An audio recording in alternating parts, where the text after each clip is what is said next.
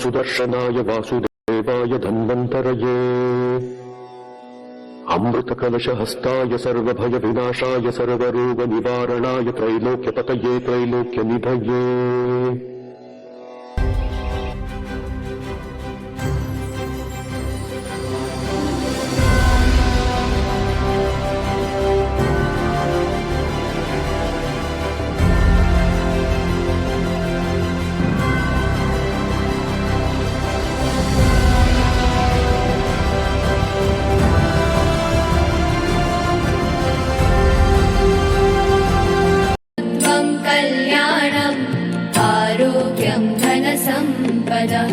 शुभं कुरु त्वं कल्याणम्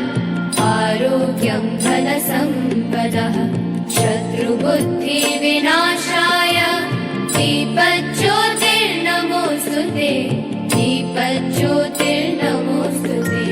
शुभं कुरु त्वं कल्याणम् आरोग्यं धनसम्पदः शुभं कुरु त्वं कल्याणम्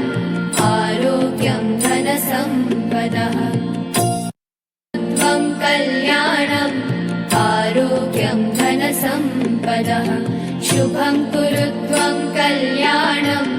आरोग्यं धनसम्पदः शत्रुबुद्धिविनाशाय दीपज्योतिर्नमोऽस्तु ते दीपज्योतिर्नमोऽस्तु ते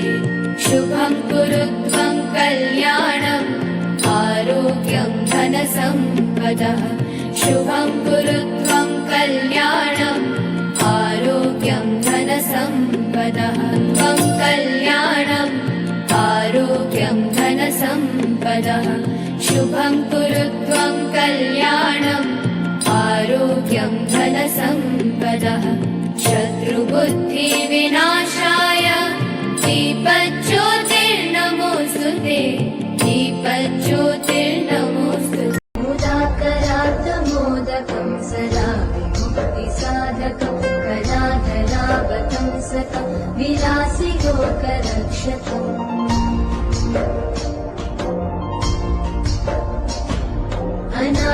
अनायकैकनायकं विनाशिते भदैत्यकं नताशुभाशुनाशकं नमामि तं विनायकम् मुदाकरार्थमोदकं सदा विमुक्तिसाधकं कलाधरावतं सकं विलासिलोकरक्षकम्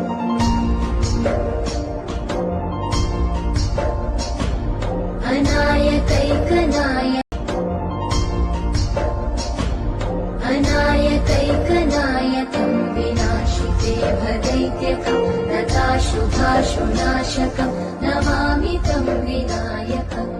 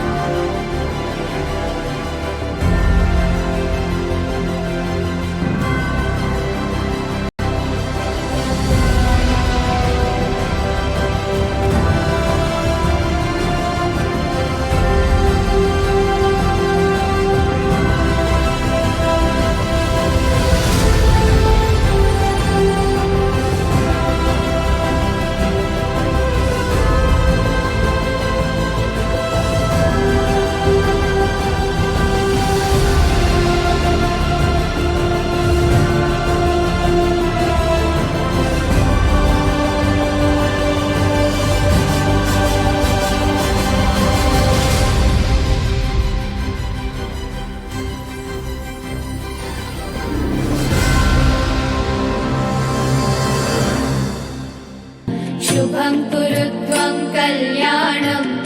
आरोग्यं धनसम्पदः शत्रुबुद्धिविनाशाय दीपज्योतिर्नमोऽस्तु ते